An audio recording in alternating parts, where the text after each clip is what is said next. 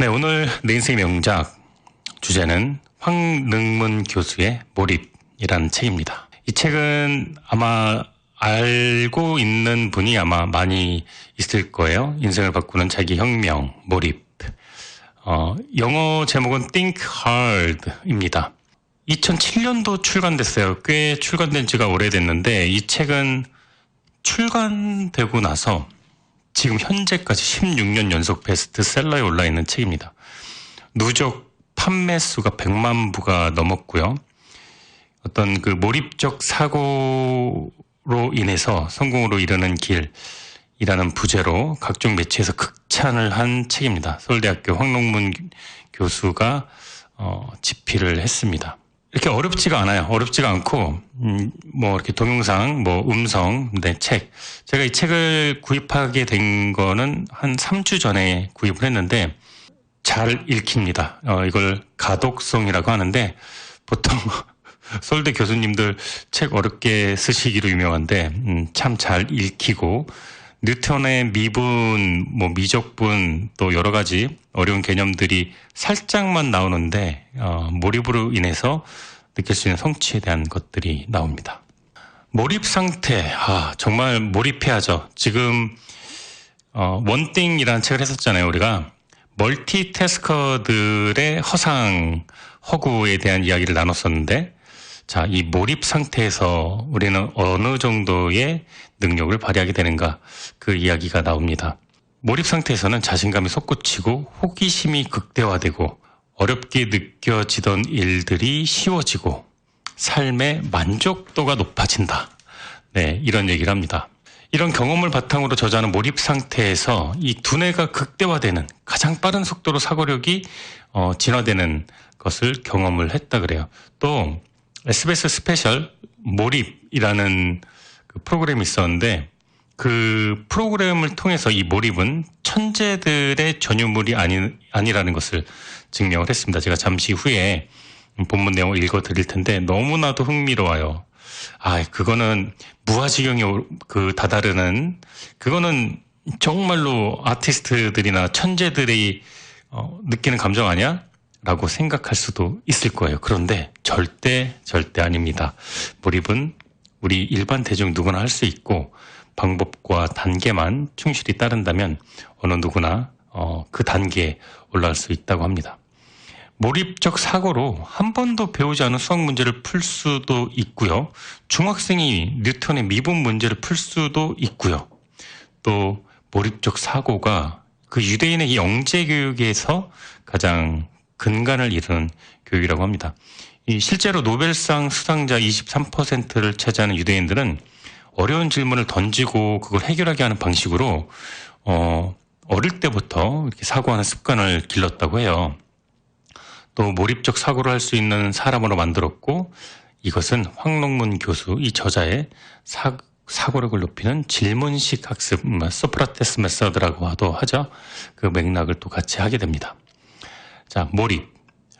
아주 유쾌하고 즐겁게 읽을 수 있는 인생의 또 다른 획기적인 전환을 가져올 수 있는 책이라 믿고 있습니다.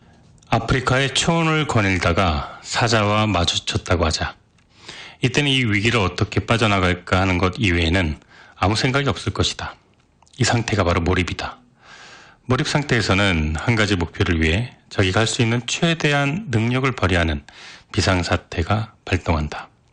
자신을 초긴장 상태로 만들어 모든 걸 잊고 오로지 한 가지 일에 집중하기 때문에 잠재된 능력을 최대한 발휘하는 것이다.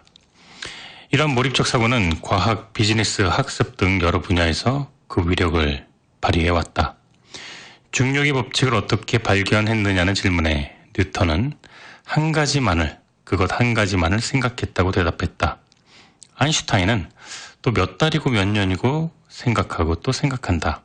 그러다 보면 99번은 틀리고 100번째가 되어서야 비로소 맞는 답을 찾아낸다고 이야기한 바 있다. 소프트뱅크 손정희 회장도 몰입적 사고를 통해 수많은 사업 아이디어를 얻었고 혼다의 창업자인 혼다 소이리치도 몰입적 사고로 엔진을 개발했다. 투자의 기재 워런 버핏도 몰입적 사고를 하기로 유명하다. 버핏이 설립한 회사인 버크셔의 직원은 버핏은 하루 24시간 버크셔에 대해 생각한다고 말한다. 마이크로소프트의 빌 게이츠는 Think Week이라는 사고 주간을 두어 1년에 2번 인적 없는 외딴 별장에서 일주일씩 시간을 보낼 만큼 몰입적 사고를 중요하게 활용하고 있다. 마이크로소프트의 비전 중 상당수가 바로 이 사고 주간의 몰입적 사고에서 결정된 것으로 알려져 있다. 이들의 공통점은 모두 주어진 문제에 대해 극한의 몰입을 지속함으로써 해결점을 찾아낸다는 것이다. 우리처럼 평범한 사람이 그들의 머리를 따라잡기는 어렵다. 그러나 적절한 방법을 알고 노력한다면 이들이 사용했던 몰입적 사고는 얼마든지 따라할 수 있다. 나의 개인적인 경험에 의하면 몰입적 사고를 따라할 수만 있어도 우리는 엄청난 위력을 발휘하게 된다. 나 역시 1990년부터 97년까지 아주 특별한 몰입 상태에서 연구를 했다. 모든 시간과 마음을 다해 오로지 주어진 문제 하나만을 생각하는 그런 몰입이다.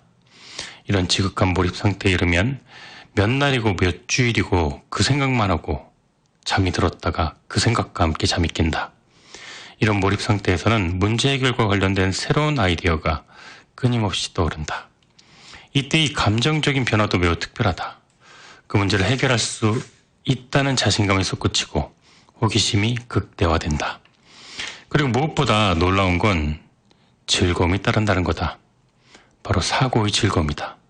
이 사고하는 즐거움은 몰입에 뒤따라오는 것으로 작은 노력으로도 고도의 몰입 상태를 지속할 수 있게 만든다. 일단 몰입에 들어가면 문제가 풀릴 때까지 며칠이고 몇 주고 심지어 몇 년까지도 지속 가능하다. 적어도 몰입적 사고를 하는 동안엔 완벽한 삶을 살고 있다고 느낀다. 더욱 중요한 건 몰입적 사고가 다양하고도 괄목할 만한 성과를 만들어낸다는 것이다. 내가 몰입을 통해 얻은 성과들 또한 몰입 이전의 내 능력으로는 평생 연구에도 얻기 힘든 것이었다. 7년의 몰입 체험은 의도적인 노력으로 어떤 일에 몰입하는 게 가능하고 그에 따라 가치관도 바뀔 수 있다는 사실을 깨닫게 했다. 다시 말해 의도적인 노력으로 내가 바뀌었다는 것이다. 몰입을 할 수 없는 여건이라도 주어진 상황에서 자신의 능력과 삶의 행복을 최고로 끌어올릴 수 있는 방법까지 나는 찾게 됐다. 그렇다고 해서 몰입이 어렵거나 복잡하지 않다. 사람은 누구나 몰입할 수 있는 능력을 가지고 있다. 위기 상황에서 할 수 없이 몰입하기도 하고 몰입이 주는 즐거움 때문에 번지점프 같은 가상의 위기 상황을 만들어 일부러 몰입을 추구하기도 한다. 그런데 이왕이면 업무나 학습 활동에 몰입하여 높은 기량도 쌓고 즐거움도 얻는 게 더 좋을 것이다. 이것은 삶에서 대단히 중요한 문제고 이 방법을 터득하면 삶의 행복도 찾을 수 있다. 놀아도 몰입하지 않으면 재미가 없고 아무리 돈이 많아도 몰입하지 않으면 행복을 경험하기 어렵다. 행복을 추구하면서도 해야 할 일을 남보다 더 잘할 수 있도록 해주는 방법이 바로 몰입이다. 이 책에서 나는 오랫동안 반복적으로 경험해온 몰입적 사고 방법을 체계화하기 위해 노력했다. 얼핏 보기에 마라톤은 누구나 도전할 수 있는 운동 같지만 하지만 너무나 어려운 그렇지만 적절한 훈련만 거친다면 평범한 사람도 할 수 있는 것처럼 몰입적 사고 역시 원리를 깨닫고 단계적인 훈련을 거치면 누구나 활용할 수 있다는 걸 깨달았다. 몰입적 사고야말로 잠재되어 있는 우리 두뇌의 능력을 첨예하게 깨우는 최고의 방법이며 나 스스로 창조적인 인재가 되는 지름길이다. 이 사실을 깨닫고 몰입적 사고를 할 수 있게 된다면 내 안에 숨어있는 천재성을 이끌어내고 인생의 즐거움과 행복을 만나는 일이 그리 어렵지만은 않을 것이다. 네, 이 책은 총 6장으로 나뉘어져 있는데요. 6장이 이제 1장부터 6장까지 시작되기 전에 프롤로그가 나옵니다. 그리고 인트로가 나오는데요. 약간 특이한 구성이죠. 프롤로그도 특별한 설명이 없어요. 뭐 해질녘, 청운산 밑자락에서 저자, 최능문 뭐 이런 보통 그렇게 하지 않습니까? 아무 설명 없어요. 이름도 없고 어디서 썼다는 글도 없어요. 프롤로그에. 마찬가지로 인트로도 이제 마지막에 어떤 차분한 설명이 나와 있지는 않습니다. 그냥 프롤로그와 인트로가 나열되어 있어요.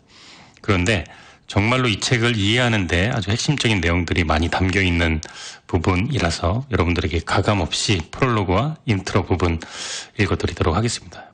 방금 전에 읽었던 부분이 프롤로그고요. 지금 인트로 부분 읽어드리도록 하겠습니다. 새벽 1시, 오늘도 어김없이 한밤중에 잠에서 깼다.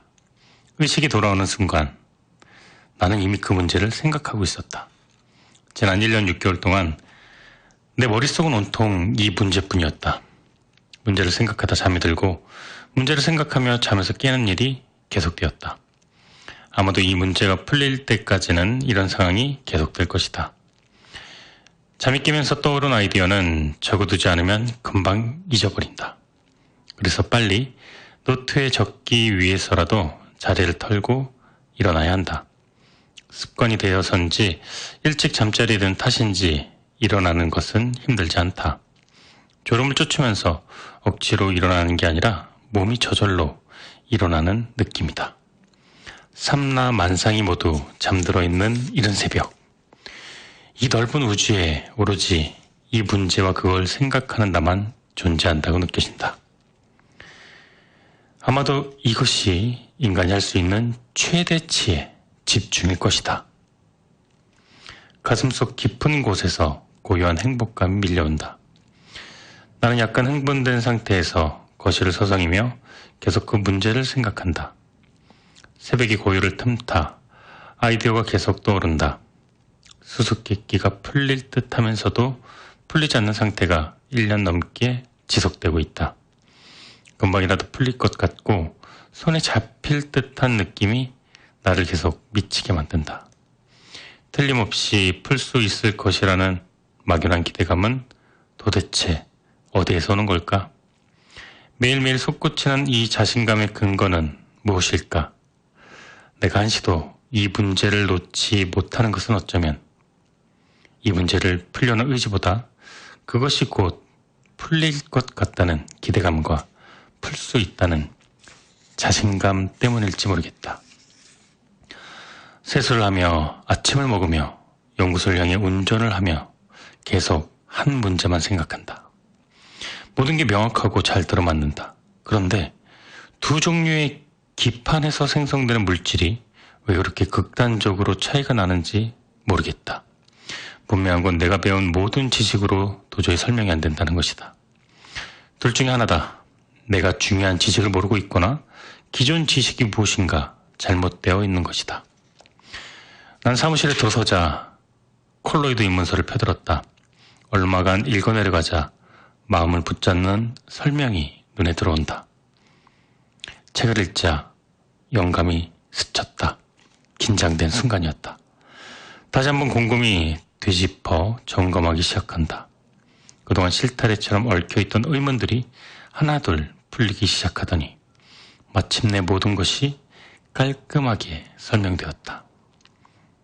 자욱하게 깔린 안개가 맑게 개면서 질서정연하고 아름다운 세상이 눈앞에 펼쳐지는 기분이었다.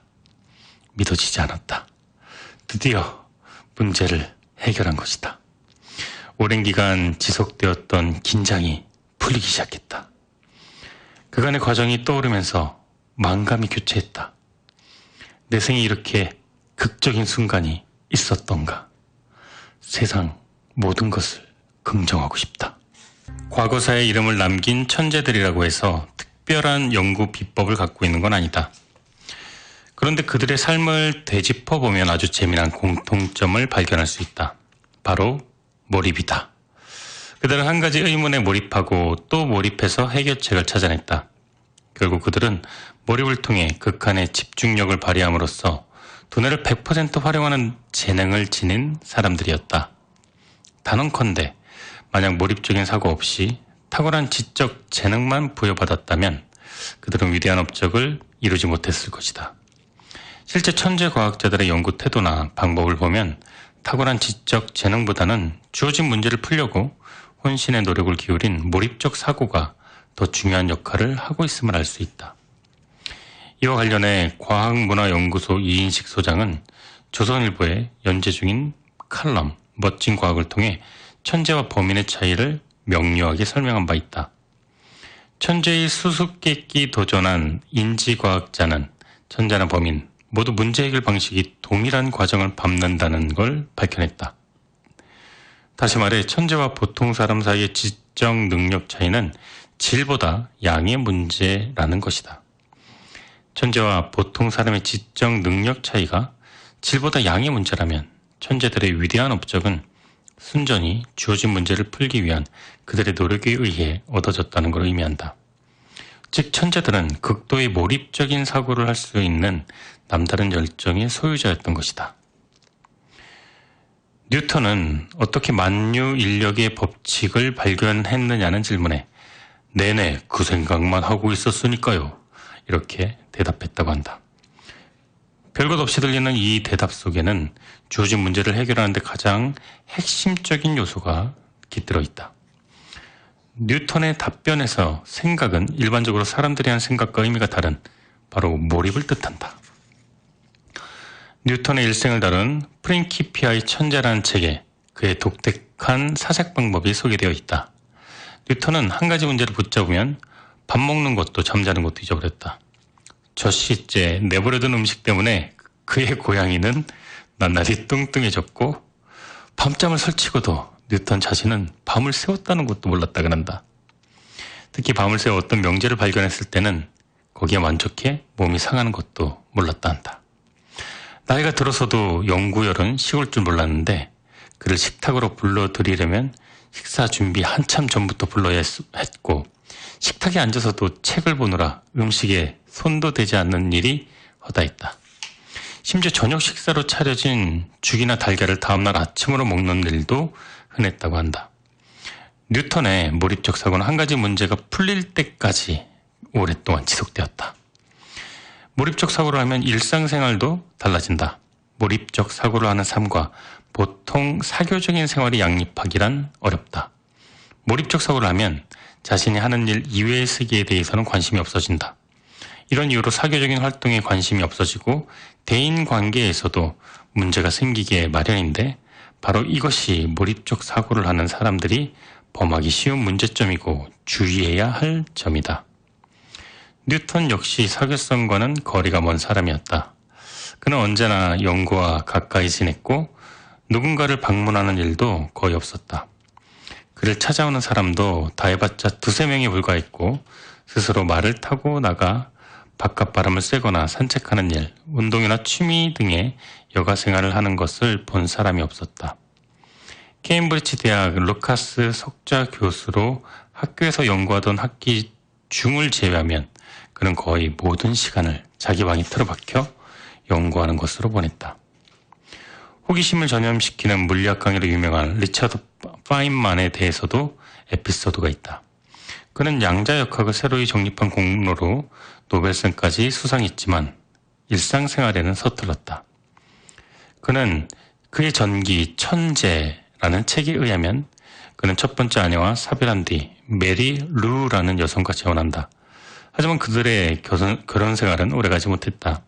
사교와 파티를 좋아하는 메리와 파인만은 서로 맞지 않은 옷처럼 겉돌았다.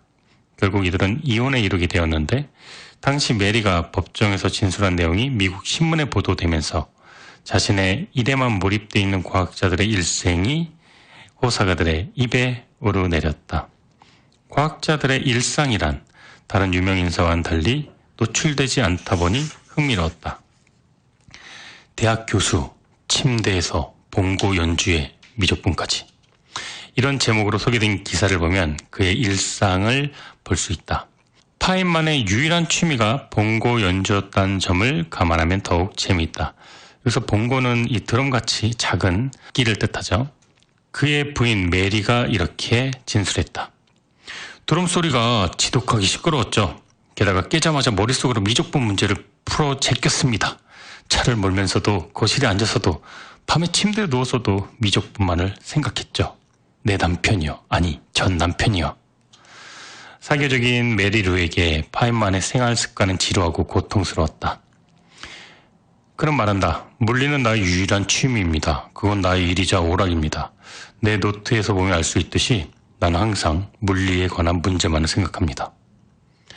그의 말처럼 유난히도 호기심이 많았던 그는 물리학을 바라보는 자세가 역시 남달랐다.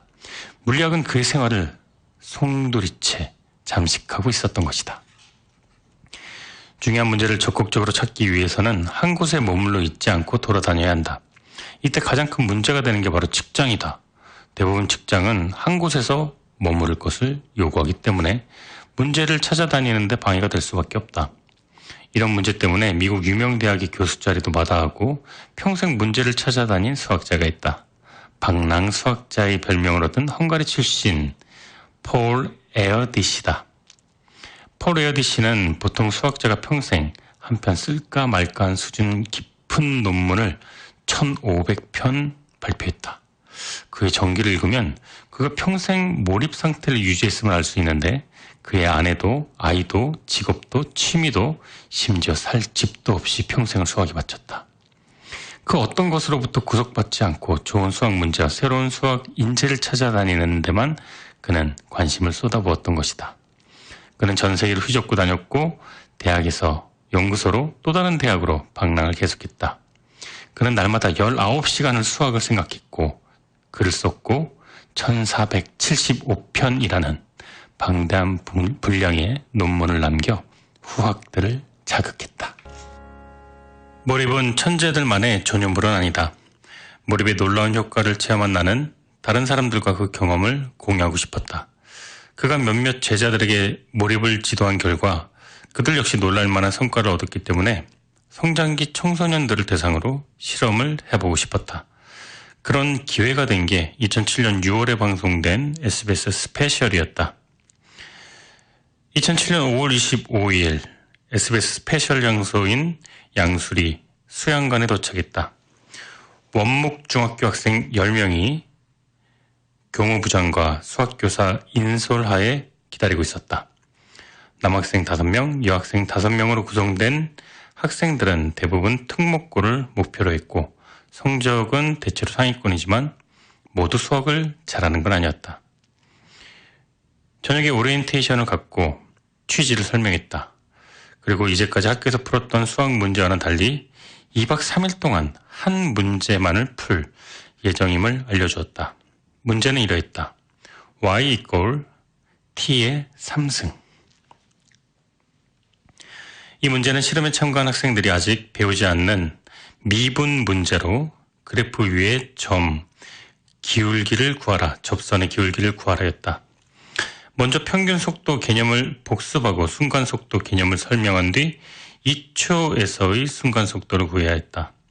나는 학생들에게 이 문제는 뉴턴이 최초로 해결한 것으로 난이도가 높다라고 강조했다. 따라서 평소 수학 문제를 풀듯이 생각을 급하게 하면 오래지 않아 머리가 아파 포기하게 되므로 명상하듯 마음을 산책하듯 천천히 생각하라 당부했다. 반응은 생각보다 빨리 왔다. 시작한 지 2시간 30분 만에 한 학생이 이 문제를 풀었다. 이 학생에게는 보다 발전된 형태의 적분 문제를 내주고 다시 생각의 시간을 갖도록 했다. 적분 문제는 정답을 도출하지 못했지만 그 나름의 방법을 통해 답에 상당히 접근하는 모습을 그 학생은 보여주었다. 이 학생이 문제를 푸는 모습은 다른 학생과 확실히 달랐다. 다른 학생들은 모두 노트에 연필로 그림을 그리거나 계산을 하는데 반해 이 학생은 두 손 놓고 생각만 하고 있었다. 오리엔테이션에서 제시한 대로 천천히 생각하기를 실천하며 문제에 몰두하고 있는 모습이 참 인상적이었다. 다음 날은 여학생 한 명이 문제를 해결했다. 이 학생은 전날 문제를 푼 학생과 풀이 과정이 달랐다. 문제를 푸는 과정에서는 크게 눈길을 끄는 점이 없었는데 나중에 들으니 이 학생은 극한에 대한 선행학습을 했다고 했다. 그렇다면 미분에 대한 접근이 한결 용이할 터였다. 이 학생에게도 적분 문제를 내주고 푸는 과정을 관찰했더니 노트에 문제의 곡선을 큼직하게 그려놓은 뒤 연필을 놓고 그림을 보면서 생각을 계속 이어나갔다. 마지막 오전까지 문제를 해결한 사람은 더 이상 나타나지 않았다. 학생들이 푸는 과정을 지켜보니 함수와 기울기에 대한 기본 개념이 부족한 것 같아 마지막 날 오전에 함수와 기울기에 대한 설명을 보강해 주었다. 그러나 오전 중에 문제를 해결하는 학생이 나타나지 않았다. 그래서 점심 식사 후 정확한 답을 구하려고 하지 말고 비슷한 답을 구한 뒤 정확한 값에 가까워지는 걸 생각해 보라고 방향을 틀어주었다. 이 힌트를 듣고 한 명이 추가로 문제를 해결했다. 구체적인 설명을 덧붙여가며 힌트를 2번 더 주자 모든 학생이 문제를 해결할 수 있었다. 이 실험은 타고난 재능보다는 고도의 집중을 통한 몰입적 사고가 문제 해결에 더 큰 작용을 한다는 것을 증명해 준다. 미분에 대해 전혀 배우지 않은 중학생들이 뉴턴이 고민하던 문제를 생각만으로 풀어냈다는 것은 사고에 대한 우리의 고정관념을 바꾸기에 충분한 것이었다. 어떤 문제건 머리가 나빠서 풀 수 없다는 건 더 이상 정당한 이유가 될 수 없다. 몰입 이론의 창시자라 할 수 있는 미하이 칙센트미하이는 몰입을 플로우라고 명명했다. 삶이 고조되는 순간 마치 자유롭게 하늘을 날아다니는 듯한 느낌이 들거나 물 흐르는 것처럼 편안하고 자연스럽게 행동이 나오는 상태에서 몰입이 이루어진다는 것이다. 칙센트미하이는 몰입은 의식이 경험으로 꽉 차 있는 상태다. 이때 각각의 경험은 서로 조화를 이룬다. 느끼는 것, 바라는 것, 생각하는 것이 하나로 어우러지는 것이다 라고 말했다. 그러면서 스키를 타고 산비탈을 질주할 때를 예를 들었는데 그만큼 순수한 몰입을 설명하기 좋은 예도 흔치 않다. 스키를 타고 산비탈을 질주할 때는 누구라도 몸의 움직임, 스키의 위치, 얼굴을 스치며 지나가는 공기, 눈 덮인 나무에 주의를 집중한다. 조금이라도 마음이 흐트러지면 눈 속에 고꾸라지기 십상이기 때문에 다른 생각이 비집고 들어올 틈이 없다. 바로 이 순간 우리는 완전한 몰입을 경험하게 된다. 칙센트미하이는 삶을 훌륭하게 가꾸어주는 것은 행복감이 아니라 깊이 빠지드는 몰입이라고 단언했다. 몰입에 뒤이어오는 행복감은 스스로의 힘으로 만들어낸 것이어서 우리의 의식을 그만큼 고양시킨다고 했다. 몰입에 의해 일과 놀이가 하나로 어우러지는 것이 바람직하고 건강한 삶이라는 게 그의 설명이다. 그는 몰입을 쉽게 하기 위해서는 첫째, 목표가 명확해야 되고 둘째, 일의 난이도가 적절해야 되고 본인의 수준에 맞게 셋째, 결과의 피드백이 빨라야 한다고 했다. 그런데 목표는 명확하지만 난이도가 너무 높아서 아무리 생각해도 해결이 되지 않아 피드백을 받을 수 없는 경우에는 어떡할까? 바로 이런 경우가 몰입하기 가장 불리한 상황이다. 생각하는 시간은 길어지고 해결책은 오리무중이니 자꾸만 다른 상념이 비집고 들어와 몰입이 안 되고 집중하기 어려울 것이다. 그런데도 계속 그 문제를 풀려고 생각하면 어떨까? 그것도 하루도 아니고 몇 날 며칠을? 아마 우리 몸속에서는 문제를 해결하는 과정 자체를 위기 상황으로 받아들일 것이다. 아니 얼마나 중요한 문제이기에 이렇게 계속해서 문제만을 생각할까? 아마 이 문제를 해결 못하면 죽는 것보다 이렇게 판단하는 것이다. 그래서 뇌는 비상사태를 선포하고 문제를 해결하는 데 온 힘을 쏟게 되는데 이것이 바로 내가 체험한 몰입이다. 내가 개인적으로 몰입 상태를 경험하게 된 것은 극단적인 사고활동을 추구하면서다. 당시 나는 최선을 다해 후회 없이 인생을 살고 싶다는 생각에 사로잡혀 있었다. 아무리 힘들어도 의식이 있는 한 주어진 문제만을 생각하겠다는 극단적인 생각을 실천했다. 그러다가 어느 순간 몰입 상태에 들어갔다. 최선을 다하려는 삶을 살아야겠다는 생각이 몰입의 동기가 된 것이다. 이제부터 최선에 대한 패러다임이 변화하는 과정을 통해 평범한 중학생이 점차 프로페셔널한 연구원으로 변해가는 과정을 이야기해보겠다. 최선의 삶에 대한 관심은 중고등학교 시절로 올라간다. 그 시절 나는 잠자리에서 하루를 결산하고는 했는데 후회와 괴로운 마음으로 일과를 마감할 때는 아직 실패하지 않은 내일이 있고 내일부터는 최선을 다해야겠다는 다짐이 위로가 되었다. 그러다가 실패한 한 달 뒤에는 그 다음 달이 있고 실패한 1년 뒤에는 그 다음 해가 있지만 실패한 인생 뒤에는 그 다음 인생이 없기 때문에 위로받을 방법이 없다는 생각을 하게 되었다. 후회로 가득한 비참한 발년. 이런 생각은 내가 생각할 수 있는 가장 처절한 것이었다. 이때부터 나는 어떻게 하면 후회하지 않는 삶을 살 수 있을까가 주된 화두가 되었고 그 이후에 그렇다면 최선이란 무엇인가? 최선의 삶이란 어떻게 사는 것인가? 라는 물음에 대답할 수 있어야겠다라고 생각했다. 내가 중학교 1학년을 마칠 때쯤 우리 집에서는 명문고에 입학하려면 4시간 자고 공부해야 한다면서 매일 새벽 2시까지 공부하고 아침 6시에 일어나도록 했다. 그렇게 몇 개월이 지나자 4시간 자는 게 몸에 배었지만 당시에 그것이 나는 피곤하지만 미덕이라고 생각했기 때문에 자랑스러웠고 자부심도 있었다. 일단 4시간 자는 게 목표가 되자 하루를 성공으로 보냈느냐 실패로 보내느냐 그것은 4시간 수면으로 왔다 갔다 했다. 하루를 성공적으로 보냈으면 만족감을 느끼며 잠이 들었고 실패한 날은 괴로움 속에 잠이 들었다. 그런데 4시간 수면이 장기화되자 수면 부족으로 부작용이 생겨났다. 가장 큰 부작용은 공부에 대한 실증이었다. 수업 시간엔 졸음을 참느라 괴로운 시간을 보냈고 쉬는 시간은 매일 잠을 잤다. 그러다 보니 하루에 4시간 자는 목표가 지켜지지 않았고 많은 날을 고통과 실패와 좌절 속에 보내야 했다. 그렇게 자책하는 시간이 많아지니 고등학교 2학년 때는 살아있는 것 자체가 회의가 생기고 우울증이 생겼다. 잠을 줄이고 공부하는 것이 최선이라는 생각에 오류가 있다는 느낌이 든 것이 바로 이때부터였다.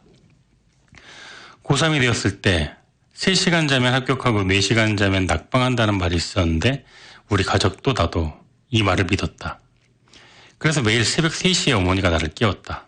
누적된 피로에 몸은 힘들었지만 이제부터 1년은 공부만 할 각오를 해야 됐기 때문에 군말 없이 받아들였다.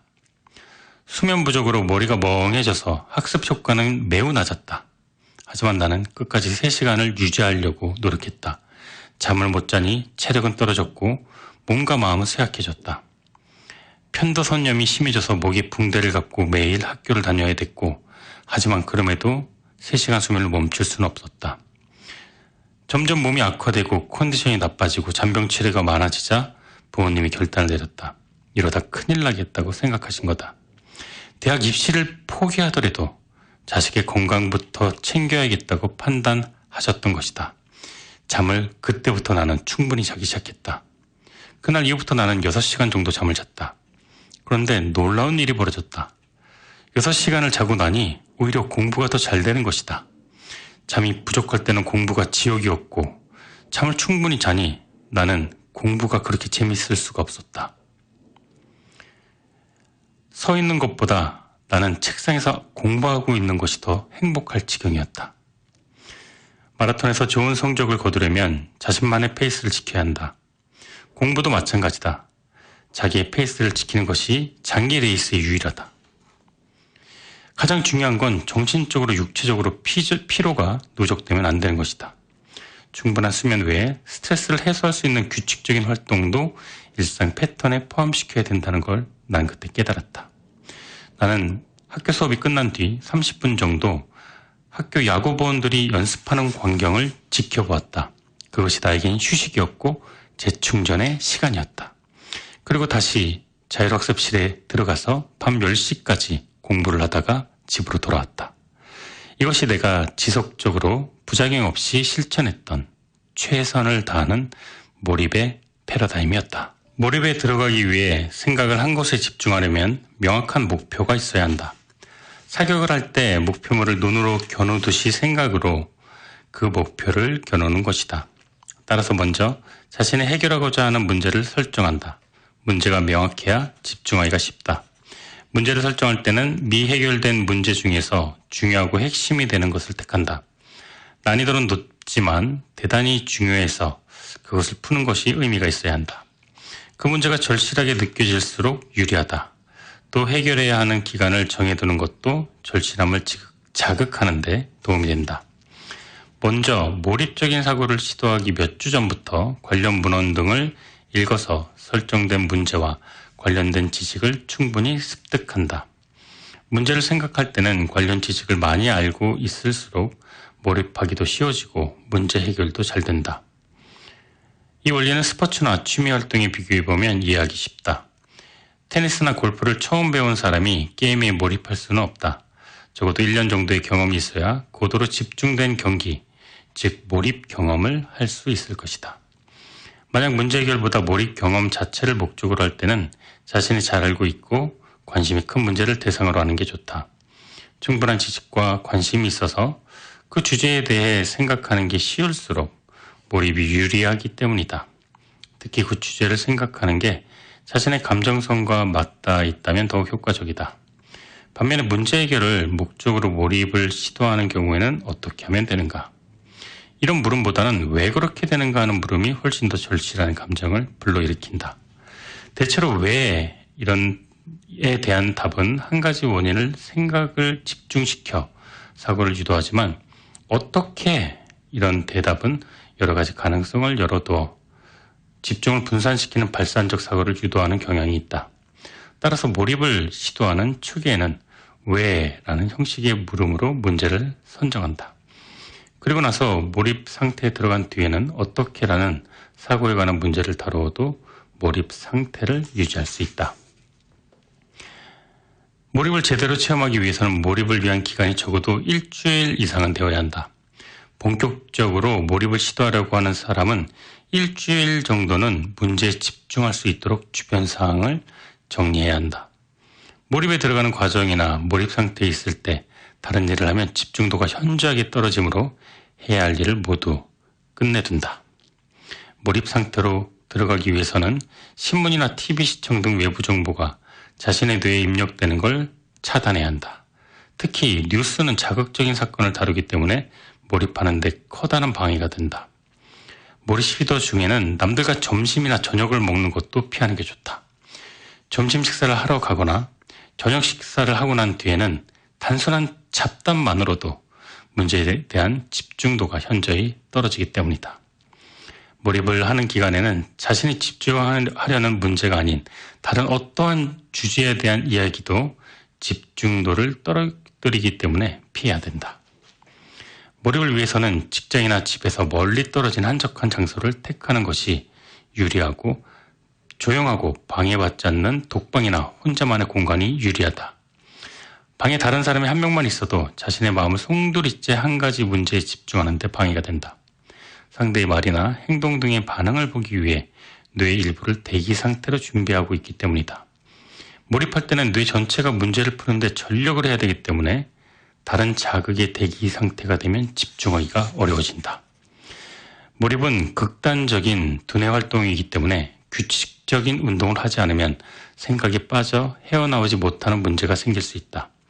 따라서 아무 문제 없이 몰입을 지속하기 위해서는 반드시 규칙적인 운동을 해야 한다.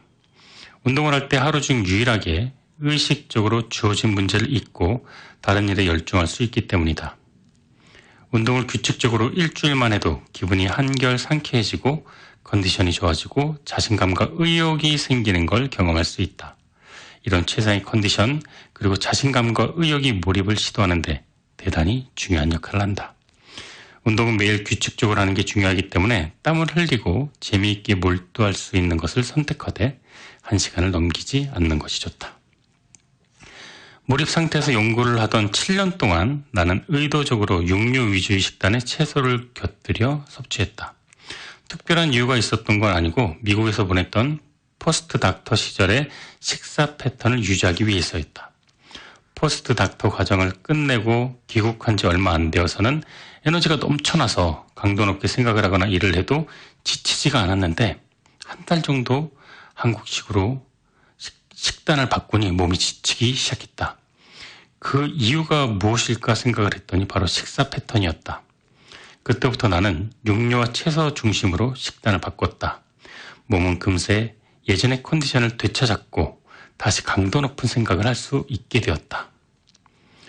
솔직히 털어놓자면 식사와 몰입이 어느 정도 상관이 있는지 나는 확신할 수는 없다. 게다가 몰입과 거의 비슷한 상태인 삼매를 추구하는 화두선에서는 채식을 권하는 것으로 알려져 있지만 나는 나의 체질은 개인적으로 60에 육식이 몰입에 더 도움이 된다는 걸 느꼈다. 그건 지극히 개인적인 체질에 관한 문제일 수도 있다. 몰입은 생각과 집중의 강도가 매우 높고 개인차가 있기 때문에 개인이 적절한 음식 상태와 식단을 꾸리는 것도 중요하다고 생각이 든다. 자, 잠재력을 일깨우는 몰입의 5단계. 1단계, 20분 생각하기. 마라톤처럼 몰입도 준비 운동이 필요하다. 생각할 문제를 선정하고 하루에 20분씩 5번 오직 그 문제에 집중한다. 사고력에 대한 자신감이 생기는 단계이다. 2단계, 2시간 생각하기. 10km 마라톤 준비. 좀 더 어려운 문제를 선정하여 2시간 동안 생각하되 의자에 앉아 머리를 뒤로 편히 젖히고 산책을 하듯 천천히 생각한다. 3단계, 하루 종일 생각하기. 하프 코스 지점이다. 직장인이나 학생은 3단계까지만 체득해도 엄청난 발전을 목격할 수 있다. 2시간 생각하기와 하루 종일 생각하기를 번갈아 가며 반복하되 땀을 낼 수 있는 운동을 하루 1시간씩 규칙적으로 한다. 최상의 컨디션이 유지된다. 4단계, 7일간 생각하기. 풀코스 도전.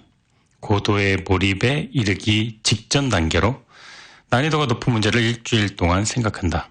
두뇌 활동이 극대화되는 단계. 5단계, 몰입의 절정. 풀코스를 완주한 뒤 달라진 자신의 모습을 확인하는 과정이다. 지극한 행복감과 가치관의 변화를 발견할 수 있다. 어떤 산의 정상에 올라가는데 평균 3시간이 걸린다고 하자 만약 이 산을 30분 만에 올라가야 한다면 그야말로 지옥의 산행이 될 것이다. 하지만 4시간에서 5시간에 걸쳐 천천히 산책한다는 기분으로 올라간다면 등산은 즐거운 놀이로 변하게 된다. 등산처럼 몰입은 적어도 3일 이상 일상의 모든 걸 잊고 오로지 풀어야 할 문제만을 생각해야 들어갈 수 있는 고도의 정신 활동이다. 따라서 열심히 생각하기, think hard, 실천하되 천천히 생각하기, slow thinking, 계속 생각하기, keep thinking, 깊은 생각하기, deep thinking.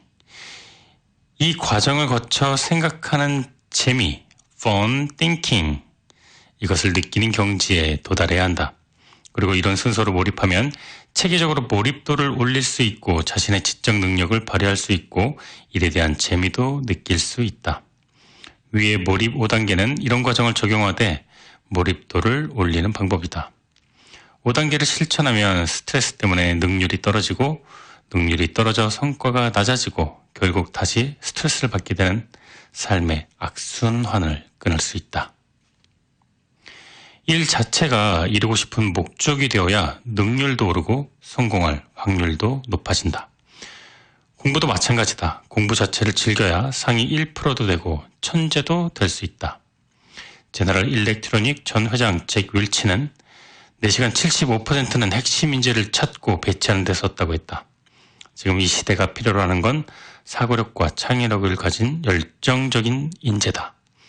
몰입은 기대와 부담을 즐기고 창의적인 아이디어를 떠오르게 하여 해야 할 일을 즐거운 일이 되게 하는 것은 물론 생산적 성과로까지 이어질 수 있도록 유도한다. 지금 해야 하는 일, 해야 하는 공부를 세상에서 가장 숭고한 목표로 만들어라.